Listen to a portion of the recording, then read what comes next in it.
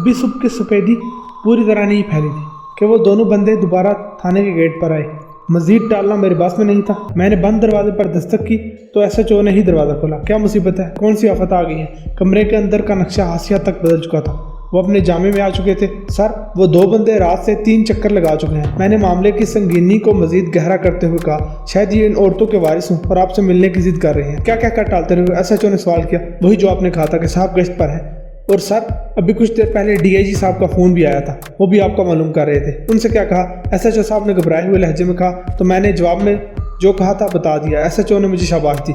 मैं जा रहा हूँ, कुछ देर बाद उन दोनों को बुला लेना यहाँ कमरे में, इनके लिए चाय भी मंगवा लेना। ये कहते हुए वो बाहर दरवाजे की तरफ बढ़ गया जो थाने की पिछली गली में खुलता था। जानता था कि गली के साथ ही मोबाइल खड़ी होगी जिसमें बैठकर कुछ देर बाद वो थाने में आ जाएगा। SHO के जाने के बाद मैं गेट की तरफ बढ़ा और गेट खुलवाकर इन बंदों के पास चला गया। हम रात भी आए थे, मगर इस सिपाही ने बताया कि साहब गश्त पर है। इनमें से एक उम्र रसीदा आदमी ने कहा, हमको मालूम हुआ है कि हमारी 2 खवातीन आपके थाने में है। निस्बतन जवान शख्स ने कहा, हाँ है तो सही, लेकिन अंदर एयर कंडीशन कमरे में आराम कर रही है। मैंने कहा, और बूढ़े शख्स ने इत्मीनान का सांस लिया। खुदा का शुक्र है कि वो हवालात में बंद नहीं है। बूढ़े ने आसमान की जानिब मुंह उठाकर कहा। अभी मैं उनसे उलझा हुआ था कि पुलिस मोबाइल आकर रुकी। इनमें SHO और हेड मुहर्रर उतर रहे थे। बाहर क्यों खड़ा हुआ है? SHO ने मोबाइल से उतरते ही क्रस लहजे में सवाल किया। मैं सोचने लगा कि इसने बचपन में यकीनी तौर पर गिरगिट का खून पिया है। जब भी तो 5 मिनट पहले शाबाश दे रहा था और अब डांट पिला रहा है। मैं अब्दुल रहीम हूँ। बूढ़े शख्स ने आगे बढ़कर अपना तारुफ कराया। जी फरमाइए, किस लिए तशरीफ लाए हैं? SHO का लहजा नरम हो गया। वो जी, हमें मालूम हुआ था कि हमारी 2 खवातीन आपके थाने में ज़ेर हिरासत है। इस बार जवान आदमी आगे बढ़ा। कौन सी खवातीन है ज़ेर हिरासत? इस बार वो हेड मुहर्रर से मुखातिब हुआ। सर, 2 खवातीन जो रात में चोरी के इल्ज़ाम में आई थी, जिन्हें आपने लॉकअप करने से मना कर दिया था और इन्हें अपने कमरे में सुलाने के लिए कहा था। हेड मुहर्रर का लहजा इंतहाई हुशामिदाना था। असफन, जाकर देख वो दोनों उठी हैं या नहीं। SHO ने मुझे हुक्म दिया और हेड मुहर्रर से कहा, इनके नाश्ते का बंदोबस्त करो और इन दोनों के लिए भी। ये कहते हुए वो आगे बढ़ गया। मेरे दस्तक देने पर दरवाज़ा खुला। दरवाज़ा खोलने वाली बड़ी उम्र की खातून थी। मैं फौरी तौर पर कमरे में दाखिल हो गया। लड़की इसी बिस्तर में एक कोने पर बैठी हुई थी। इसने एक नज़र मुझे देखा और सीधी होकर बैठ गई। वो उन्हीं कपड़ों में थी जिस कपड़े में थाने लाई गई थी।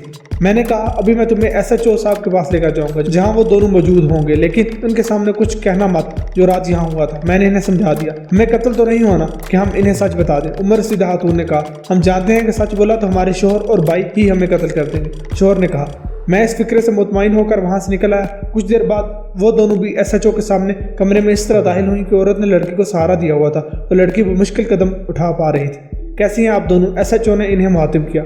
इसका लहजा नरम था। कैसा होना चाहिए? औरत के कुछ कहने से कबल ही लड़की ने कहा और मुझ समेत तमाम लोगों के चेहरों पर एक रंग सा आकर गुजर गया। उनके लिए आए हुए दोनों मर्द अपनी जगह से उठ खड़े हुए। इसका मतलब है थाने में पहली रात गुजारने के बाद क्या होना चाहिए? औरत ने बात संभालने की कोशिश की और किसी हद तक बात संभल भी गई क्योंकि दोनों दोबारा अपनी जगह पर बैठ गए। ये गुफ्तगू अभी जारी थी कि एक सिपाही अंडे पराठे लेकर आया और उन चारों के सामने रख दिए। तुमने कोई छोटा जुर्म नहीं किया कि तुम्हें यूं ही छोड़ दिया जाता। SHO के लहजे में रऊनत थी।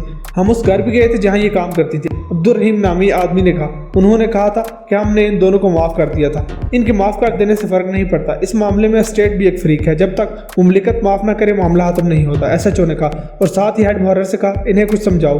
वो दोनों उठकर हेड मुहर्रर के साथ चले गए जबकि दोनों खवातीन वहीं बैठी रहीं और मैं समझ गया कि हेड मुहर्रर इनसे लेन देन के मामला तय करने के लिए इनको अपने साथ ले गया है। वहाँ क्या हो रहा है ये देखने के लिए मैं वहाँ से खिसक कर हेड मुहर्रर के कमरे में आ गया। मैं वहाँ पहुँचा तो मामला तकरीबन तय हो चुके थे।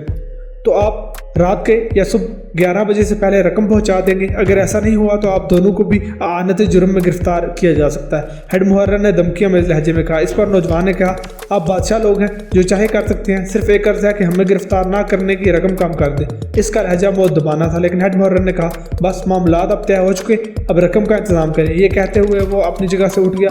SHO कमरे में जा पहुंचा और इसे सरगोशी के अंदाज में बताने लगा। SHO इस बात में सर हिलाता रह गया। कुछ ही देर में वो दोनों मर्द भी वहां पहुंच गए और इनके इशारे पर वो खवातीन कमरे से बाहर निकल गई। SHO ने मुझे भी इशारा किया और मैं भी इनके पीछे चल दिया। वो चारों गेट से पहले वरांडे में बात कर रहे थे। मैं इनसे ज़्यादा दूर नहीं था। इनकी आवाज़ मुझ तक पहुंच रही थी, लेकिन वो जो गुफ्तगू कर रहे थे वो मेरी समझ में नहीं आ रही थी। फिर इनके दरमियान कुछ तय हुआ और वो चारों SHO के कमरे में आ गए। साहब जी, रकम हम पहुंचा देंगे, लेकिन एक को हमारे साथ जाने दें, दूसरी आपके पास रहेगी। अब्दुल रहीम ने कहा। किसे ले जाना चाहते हो? SHO ने सवाल किया। मुझे ले चल रही में, बड़ी उम्र की खातून ने कहा और SHO ने यूं गर्दन हिलाई जैसे इसे कोई एतराज़ ना हो। लड़की हैरत से इन्हें देखती रही, लेकिन इसके भाई ने नज़रें दूसरी तरफ कर ली। फिर वो तीनों थाने से रवाना हो गए और लड़की मेरे साथ वापस हो गई। आज तुम अकेली हो, तुम्हें इन दोनों को भुगतना होगा, मैंने सरगोशी के अंदाज में कहा और वो सिसकने लगी।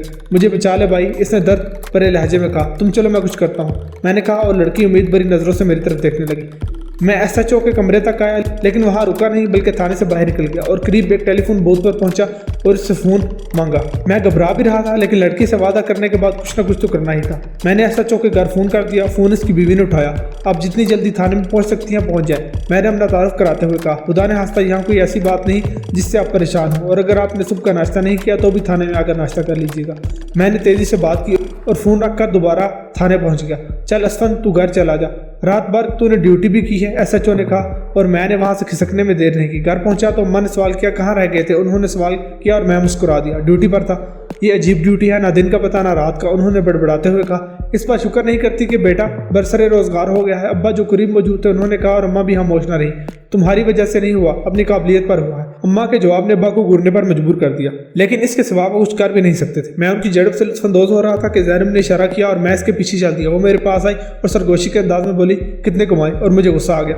क्या बकवास कर रही है, मैंने सरगोशी वाले अंदाज में कहा। बकवास नहीं कर रही, मेरी क्लास में एक लड़की है, इसका भाई भी ठुल्ला है। वो जब भी रात की ड्यूटी में आता है तो 2-3 हज़ार लेकर आता है, ज़ैनब ने कहा, और मैं चुप हो गया। लेकिन तभी अम्मा कमरे में मेरा नाश्ता लेकर आई। मैंने नाश्ते के दौरान भी ज़ैनब से बातें करता रहा, लेकिन मेरा जहन थाने में ही था।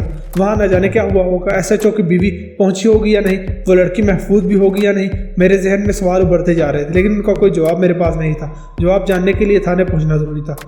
मैं 10:30 बजे घर से निकला और 11 बजे थाने पहुंच गया। मैं थाने में दाखिल हो रहा था कि थाने में से 2 आदमी निकलते हुए नजर आए। मेरी नज़र उस लड़के पर पड़ी तो इसकी आंखों में मुझे अपने लिए शुक्रिया महसूस हुआ। आ गया नवाब का बच्चा, एसएचओ ने मुझे देखते ही कहा। वो मुझे गुस्से में दिखाई दे रहा था। इसका कमरा मैदान हशर का नक्शा बना हुआ था। हेड मुहर्रर ने कुछ देर बाद अपने कमरे में बुलवाया तो मैंने इससे पूछ लिया, साहब इतने गुस्से में क्यों हैं? तो वो हंसने लगा। किसी के ख्वाब रेत के तूफान में दफन हो जाएं, वो तो गुस्से में होगा या नहीं होगा? इसने पलट कर सवाल कर दिया। लेकिन उसे छोड़, तू अपने हिस्से के 50,000 संभाल। इसने नोटों की एक छोटी सी गड्डी मेरी जाने बढ़ाई। ये किस लिए? आम खा पेड़ ना गिन, इसने जवाब में कहा। मैं 5-5 हज़ार के 10 नोट लेकर बाहर आ गया। फिर थाने के दीगर लोगों से मालूम हुआ कि सुबह सवेरे साहब की बेगम बच्चों समेत थाने पहुंच गई और साहब ने इनके लिए कबाब, टिक्के और पराठे मंगवाए थे। वो करीबन काफ़ी देर थाने में रही। मुझे अंदाजा हो गया कि एसएचओ गुस्से में क्यों था और इस लड़की की आंखों ने जिस तशक्कुर का इजहार किया था वो क्या था। दिन इसी तरह गुजरते गए। एक रोज़ मैं थाने में था कि इसके घर से फ़ोन आ गया और एसएचओ फौरी तौर पर थाने से निकल गया। लेकिन कुछ ही देर बाद इस हेड मुहर्रर के पास फ़ोन आया कि मेरी दराज में मेरा बटवा है, असफंद से कहो कि वो बटवा लेकर दिल के अस्पताल पहुंच जाए। मैं अपने वालिद को लेकर वहां जा रहा हूँ। हेड मुहर्रर ने मुझे दराज से बटवा निकाल कर दिया और कहा, मोबाइल लेकर फ़ौरन रवाना हो जाओ। मैंने रवाना होने में देर नहीं लगाई, लेकिन इस रोज़ एक सियासी जमात के मुजाहरों की कॉल थी, जिसकी वजह से सड़कों पर ट्रैफिक का दबाव बढ़ गया। ड्राइवर ने अपनी सी कोशिश की, लेकिन उस जगह तो इस तरह का दबाव था कि गाड़ियां बम्पर टू बम्पर चल रही थी। हमें देर हो गई तो मैंने ड्राइवर के मशवरे पर वायरलेस किया। हम दिल के अस्पताल जाने के लिए निकले, लेकिन ट्रैफिक जाम चल रहा है, कोई मुतबादल रास्ता बताओ। तो जवाब मिला, दूसरा रास्ता पूरी तरह बंद है। जिस रास्ते पर आप है वहाँ भी ट्रैफिक की पोजीशन हासी खराब है। हमने कॉल 1:30 बजे की, लेकिन अमराजे दिल के अस्पताल हम 3 बजे पहुंचे। एसएचओ साहब बाहर लान में ठहर रहे थे, हमें देखते ही चिल्लाए, कहाँ मार गए थे? मेरी बजाय ड्राइवर ने कहा, सर वो ट्रैफिक जाम था इसलिए। अभी इसने इतना ही कहा था कि एसएचओ साहब ने जाग उड़ाना शुरू कर दिया।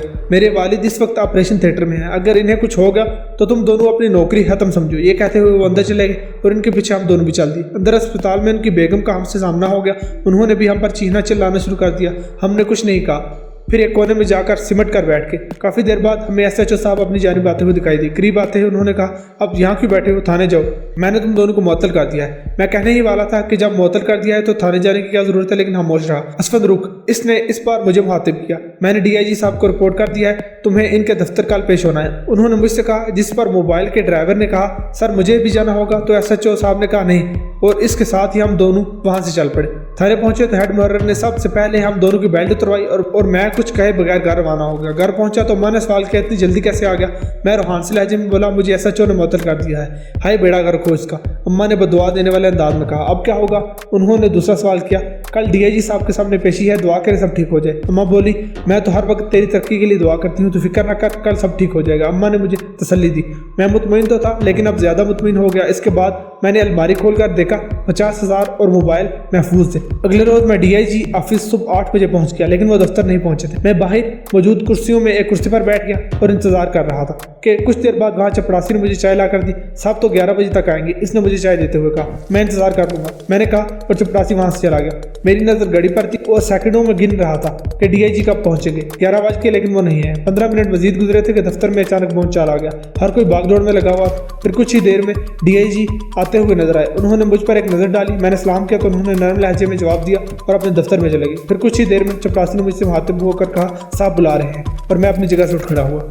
मैंने साहब को बता दिया है कि तुम 8 बजे से इंतजार कर रहे हो। मैंने दफ्तर में दाखिल होते होते चपरासी की आवाज़ सुनी और दफ्तर में दाखिल हो गया, जहाँ एक बड़ी सी मेज़ के पीछे वो बैठे हुए थे। असफद, डीआईजी साहब ने मुझे मेरे नाम से पुकारा। इनके सामने कई फाइलें मौजूद थी। तुम वही हो ना जो दौड़ में अव्वल आए थे? उन्होंने मुझे पहचान लिया था। जी सर, मैंने मुद्दबाना लहजे में कहा। सिर्फ दौड़ में ही अव्वल नहीं आया था, बल्कि ट्रेनिंग सेंटर में भी तीसरा नंबर था, मैंने कहा। तो उन्होंने सामने मौजूद फाइलों में से मेरी फाइल उठा ली और उसे देखने लगे। ये तो सब ठीक है, लेकिन अब बताओ तुम्हें मुअत्तल क्यों किया तुम्हारे अफसर ने? उन्होंने कहा, सर मुझे ये बताएं कि सिपाही क्या ज़ाती मुलाजिम होता है? मैंने सवाल किया। ये क्यों पूछ रहे हो? उन्होंने मेरे सवाल के जवाब में सवाल कर दिया। सर मेरी जिम्मेदारियों में सबसे बड़ी जिम्मेदारी ये थी कि एसएचओ के बच्चों को घर से स्कूल तक पहुंचाऊं और उनके घर का सौदा सलफ भी लाऊं, जिस पर लेट होने पर उनकी बेगम की झटकियाँ भी मिलती थी, मैंने कहा। और डीआईजी साहब के चेहरे पर एक रंग सा आकर गुजर गया। सिर्फ यही ही नहीं, यहाँ तक तो ठीक था, लेकिन सर वो हर तरह की कमीनगियों में मास्टर है, मैंने कहा। उन्होंने मुझे सवालिया नज़रों से देखा तो मैंने वो दास्तान दोहरा दी जो उन 2 औरतों के साथ हुआ था।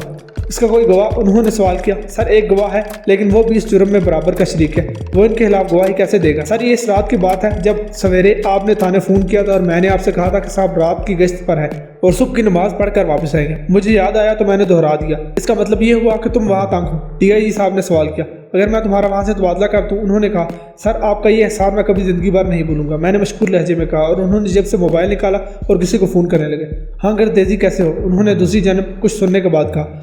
यार गर्देजी तुमने किसी को अपने महकमे में ट्रांसफ़र के लिए कहा था, उन्होंने कहा।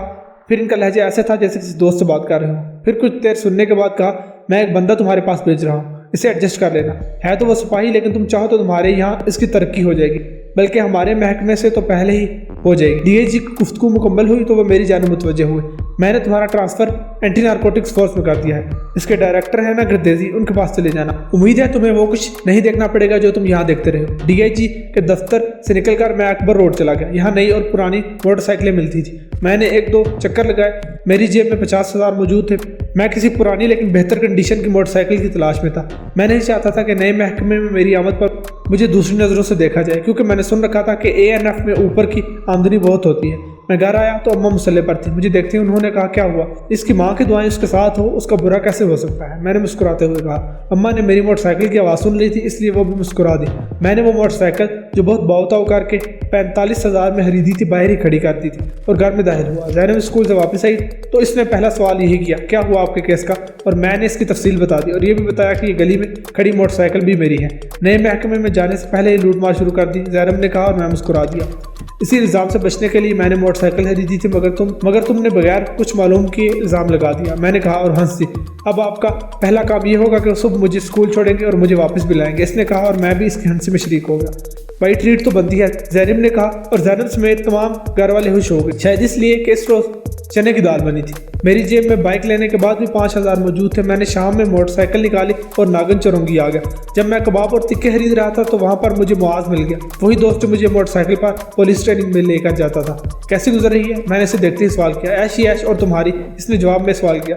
बहुत ही बुरी गुजर रही थी, लेकिन अब मेरा तबादला एएनएफ में हो गया है, मैंने जवाब दिया। फिर तू बड़े काम का बंदा हो गया है, मुआज ने कहा। मैं समझा नहीं, मैं वाकई नहीं समझ रहा था कि वो क्या कह रहा है। यहाँ मनशियात का धंधा बड़े जोर से चल रहा है और चलाने वाले पर मुकामी पुलिस भी मेहरबान है, मुआज ने बताया। कहाँ है वो शख्स? बज़ाहिर तो वो मोटर मैकेनिक बना हुआ है, मोटरसाइकिलें ठीक करता है, लेकिन इसकी आड़ में वो मनशियात बेच रहा है। तुम एक काम करो, उसकी शक्ल दिखा दो, मैंने कहा। इस वक्त शाम का वक्त है, इसकी दुकान पर रश होगा, इससे क्या फ़र्क पड़ता है? तुम बस दूर ही से इसकी शक्ल दिखा देना, और नाम तो अभी भी बता सकते हो, मैंने कहा। नाम इसका समी है, लेकिन वो इलाके में केटू के नाम से पहचाना जाता है, मुआज का जवाब था। मैंने कबाब और तिक्के पैक करवाए, लेकिन 2,000 का बिल मुआज ने दिया। हम सड़क किनारे चल रहे थे कि दूर जाकर वो एक दुकान के सामने रुक गया। दूर से मुझे समी का चेहरा करवाया। वो हशशी दाढ़ी वाला शख्स था जो लोगों के साथ मसरूफ था। मैंने इसे खुदाफिज कहा और बाइक लेकर आगे बढ़ गया। घर पहुंचा तो मेरे हाथ में शापर देखकर सब खुश हो गए। टिक्के और कबाब खाने में मसरूफ हो गए तो अम्मा ने कहा, अरे भूखो, बाप का इंतजार तो कर लेते, लेकिन किसी ने लिफ्ट नहीं कराई और अपना हाथ नहीं रोका। इतने में अब्बा भी आगे और आते ही कहा, खूब मौज कर रहे हो, अब्बा, बाइक का एंटी नारकोटिक फोर्स में ट्रांसफर हो गया है और उन्होंने मोटरसाइकिल भी खरीद ली है। ये इसी की ट्रीट है। जैनब ने कहा और अब्बा भी ट्रीट में शरीक हो गए। अगले ही रोज मैंने जैनब को पहले स्कूल छोड़ा और बाइक लेकर एनएफ का रुख किया। मैं एएनएफ के दफ्तर में पहुंचा तो हस्ब तवक्को गिरदेजी साहब अभी नहीं आए थे। वो आए, मुझे एक नज़र देकर आगे बढ़ गए, फिर मुझे तलब किया। तुम्हारी फाइल डीआईजी साहब ने रात ही मुझे भिजवा दी थी और मैंने पूरी तरह पढ़ भी ली है। फिलहाल तुम्हारी पोस्टिंग एयरपोर्ट कर रहा हूँ। वहाँ हमारा एक कारिंदा बिलाल है, काफ़ी सीनियर है, वो तुम्हें समझा देगा कि किस तरह आंख और कान खुले रखे जाते हैं। डायरेक्टर साहब ने कहा। मैं वहाँ से निकलकर सीधा एयरपोर्ट पहुंचा। बिलाल को तलाश करना कोई मुश्किल मरहला साबित ना हुआ क्योंकि डायरेक्टर साहब ने मुझे इसका मोबाइल नंबर दे दिया था। मैंने एयरपोर्ट पहुंचकर इसे फ़ोन किया और अपना तारुफ कराया। असफन, तुम ऐसा करो, ये सामने जो रेस्टोरेंट है यहीं आ जाओ, मैं तुम्हारा मुंतजिर हूँ। दफ्तर से मुझे तुम्हारे बारे में इत्तला मिल चुकी है। मैं नीले रंग की शलवार कमीज में हूँ, मैंने कहा, और वो बोला, बस आ जाओ, मैं इंतजार नहीं कर सकता हूँ, ड्यूटी पर हूँ। मैं रेस्टोरेंट में दाखिल हुआ तो दुबले पतले शख्स ने मुझे देखकर हाथ हिलाया। मैं इसकी तरफ बढ़ गया और साथ ही इसने चाय का ऑर्डर भी दे दिया और मुझसे पूछा, कुछ खाओगे? मैंने नफी में गर्दन हिला दी। वो पहला दिन था जब बिलाल ने मुझे नाश्ते का बिल अदा करवाया था, जो था तो सिर्फ 120 रुपये। लेकिन मैं इसलिए उलझ गया कि मैंने तो सिर्फ एक कप चाय पी थी। लेकिन इसके बाद वो पूरा हफ्ता मुझसे ही बिल करवाता रहा। वो मेरा एयरपोर्ट पर 10वां दिन था जब मैंने सुबह जाते हुए तय किया कि आज चाहे कुछ भी हो जाए मैं बिल अदा नहीं करूंगा। लेकिन हुआ ये कि बिल अदा करने का मौका आने से कबल इसने मुझसे सवाल किया, सिगरेट पियोगे? मैंने नफी में गर्दन हिला दी। इसने मुस्कुरा कर कहा, यहाँ बैठो, मैं सिगरेट लेकर आता हूँ। सिगरेट का खोखा रेस्टोरेंट के साथ ही था। वो वहाँ से 2 या 3 मिनट में वापस आ सकता था, लेकिन जब 10 मिनट में बिलाल वापस ना आया तो मैंने वहाँ से उठने का इरादा किया। जब काउंटर पर पहुंचा तो वेटर ने 250 रुपये की आवाज़ लगाई। मैं पूछने ही लगा था कि 250 रुपये किस बात के, तो मेरी निगाह समी अल मारूफ केटू पर पड़ी। वो एयरपोर्ट की तरफ बढ़ रहा था, इसके हाथ में एक छोटा सा हैंड कैरी था। मैं बिल अदा करके तेजी से बाहर निकला, मगर जब तक समी बैनुल अक़वामी फ्लाइट के गेट तक पहुंच गया था। मैं आगे बढ़ा, लेकिन समी इस वक्त मशीन पर अपना बैग रख चुका था। मैंने गेट पर मौजूद शख्स को अपना कार्ड दिखाया और अंदर दाखिल हो गया, लेकिन समी अपना बैग लेकर कस्टम काउंटर तक पहुंच गया, जहां कस्टम हुक्काम ने सरसरी अंदाज में इसे चेक किया और इसे आगे बढ़ने का इशारा कर दिया। मगर इस असना में मैं तक पहुंच गया। कैसे हो केटू? मैंने इसके कंधे पर हाथ रखा। इसने चौंकते हुए मुझे देखा। कौन है और तू मुझे कैसे जानता है? इसके लहजे में वो सब था जिससे कोई भी शख्स गुस्से में आ सकता है, लेकिन मैंने अपना लहजा मध्यम रखा। हर सवाल का जवाब दूंगा, लेकिन पहले बैग मेरे हवाले कर दूं। मेरा ये कहना था कि समी तैश में आ गया। तू कौन होता है मेरा बैग मांगने वाला? इसने इतनी बुलंद आवाज में कहा कि बहुत से लोग हमारी तरफ मुतवज्जह हो गए। बैग देता है या नहीं? मैंने इसके हाथ से बैग छीनने की कोशिश की और समी ने अचानक पैंतरा बदला। डकैती करता है यहाँ इतने लोगों की मौजूदगी में, मगर इसका ये हरबा नाकाम रहा। एक कस्टम ऑफिसर आगे बढ़ा, आप इतनी मज़ाहमत क्यों कर रहे हैं? इसका मुखातिब समी था। मैं बैग दे दूंगा, लेकिन पता तो चले ये है कौन? अब कस्टम के ऑफिसर ने सवालिया नजरों से मेरी जानिब देखा। मैंने जेब से एएनएफ का कार्ड निकालकर इसके चेहरे के सामने लहराया। कार्ड के कवर पर समी की नज़र भी पड़ी और इसके चेहरे पर तारीकी सी छाने लगी। कस्टम ऑफिसर ने अपने साथी से कहा, शिफ्ट इंचार्ज को बुलाओ। समी ने वहां से दौड़ लगानी चाहिए, लेकिन लाउंज से बाहर ना जा सका। कस्टम वालों ने इसे गिरफ्त में ले लिया। हम इस कमरे में आ गए जहां शिफ्ट इंचार्ज मौजूद था। बैग को वहीं खोला गया तो उसके खुफिया खानों में से हीरोइन निकली। मुझे जाने दें, ये माल भी रख लें और मैं 20 लाख रुपए भी भिजवा दूंगा। समी का फिक्रा भी पूरा नहीं हुआ था कि शिफ्ट इंचार्ज ने इसके गाल पर पंजाब का नक्शा बना दिया और साथ ही कहा, रिश्वत की ऑफर कर रहा है। देख हसीब, इस लौंडे के बाद में आकर अपने पेट पर लात ना मार, मैं ऑफर बढ़ा सकता हूँ, समी ने कहा और इसके होंठों से खून निकल रहा था। लेकिन इससे अब भी उम्मीद थी कि वो बच जाएगा। मुझे साइड पर ले जा, तू जानता नहीं मैं कौन है। अभी वही ऑफर मैं तुझे करता हूँ, मुझे जाने दे। मैं हंस रहा था। मेरा चांटा हसीब साहब से ज़्यादा जोर का पड़ा और समी बिल्कुल मायूस हो गया। इतने में मैंने देखा कि बिलाल भी वहाँ पहुँच गया है। समी ने फौरी तौर पर बिलाल को आवाज़ दी। जब बिलाल करीब आया तो उसने कहा कि तुम्हारा जूनियर मुझे गिरफ्तार करवा रहा है। बिलाल ने एक नज़र मुझे देखा और मेरे सामने पड़ी हीरोइन को देखकर कहा, मैं आपकी कोई मदद नहीं कर सकता। समी ने बिल्कुल ही हथियार डाल दिए। इसे गिरफ्तार कर लिया गया और इसके हाथों में हथकड़ियाँ डाल दी गई। तभी मैंने देखा कि गर्देजी साहब बहुत तेज़ी से हमारी तरफ बढ़ते हुए आ रहे हैं। हमारे करीब आकर उन्होंने समी को मुखातिब करके कहा, आखिर तू पकड़ा ही गया। गर्देजी साहब के लहजे में तंज था, मैं तुम्हारे महकमे पर केस करूंगा, मीडिया पर ऐसी मुहिम चलवाऊंगा, तुम्हें अपनी जान बचानी मुश्किल हो जाएगी। समी ने धमकियां देनी शुरू कर दी।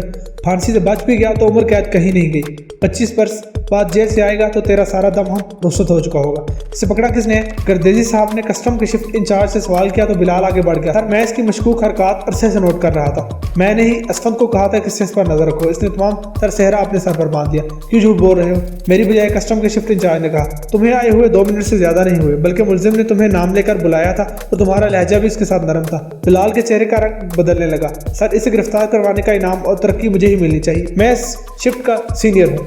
मगर तब भी गर्देजी साहब शिफ्ट इंचार्ज के साथ एक कोने में गए, जहां शिफ्ट इंचार्ज आहिस्ता आवाज में इन्हें ब्रीफ करता रहा। वहां से वापसी आकर गर्देजी साहब ने मेरे कंधे पर हाथ रखकर कहा, वेल डन बॉय, तुम्हें इनाम भी मिलेगा और तरक्की भी होगी। बिलाल के चेहरे पर मुकम्मल तारीकी छा गई।